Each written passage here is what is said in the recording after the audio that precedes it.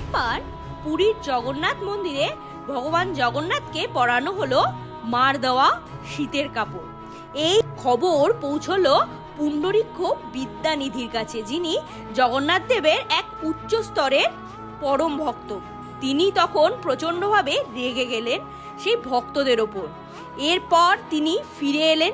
রাতে ঘটলো এক অলৌকিক ঘটনা। স্বপ্নে জগন্নাথ এসে তার গালে হেসে হেসে চড় মারতে লাগলেন এবং বললেন যে ভক্তদের মধ্যে কখনো দোষ খুঁজতে নেই, তাদের মন দেখতে হয়। পুণ্ডরীক্ষ, ভক্ত যা ভালোবেসে দিয়ে থাকে আমরা তাই গ্রহণ করি।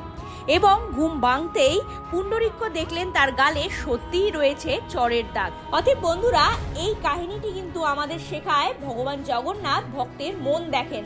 মন থেকে যদি আপনি সত্যি ভগবানের ভক্ত হয়ে থাকেন, একবার মনে মনে নাম নিন জয় জগন্নাথ, কমেন্ট বক্সে লিখুন জয় জগন্নাথ।